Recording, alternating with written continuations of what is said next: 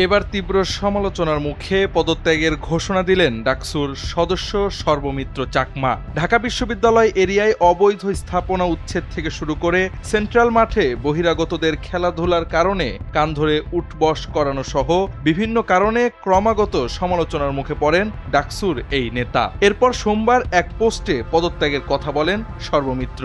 পোস্টে সর্বমিত্র বলেন, আমাকে নির্বাচিত করেছে ঢাকা বিশ্ববিদ্যালয়ের শিক্ষার্থীরা। পুরো ক্যাম্পাসটাকে নিরাপদ করার উদ্দেশ্যে দায়িত্ব গ্রহণের শুরু থেকে ক্যাম্পাসে রেজিস্টার্ড রিকশা চালুকরণ, ক্যাম্পাসে যানবাহন সীমিতকরণ সহ এ পর্যন্ত বিভিন্ন প্রস্তাব প্রশাসনে দেওয়া হয়েছে। সর্বশেষ ইস্যু সেন্ট্রাল ফিল্ড, সেখানে সিসি ক্যামেরা পর্যন্ত নেই, নিরাপত্তা তো দূরের কথা। RICL TMX, যুগের পর যুগ স্থাপনা থাকে মজবুত।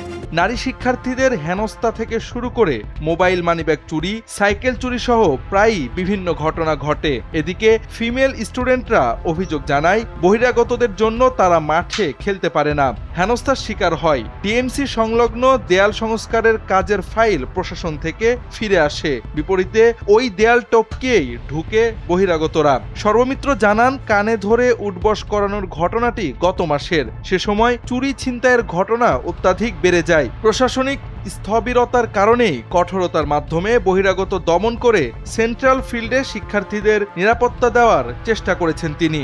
বলেন, আমার ভাবনা চিন্তাই স্রেফ ঢাকা বিশ্ববিদ্যালয়ের নিরাপত্তা, কিন্তু এ কাজ করতে গিয়ে আইনের ঊর্ধ্বেও যাওয়ার ঘটনা ঘটেছে, যা তার ব্যক্তিগত জীবন, মানসিক অবস্থা বিষিয়ে তুলেছে এবং এভাবে আর কন্টিনিউ করার সক্ষমতা নেই বলে মন্তব্য করেন তিনি।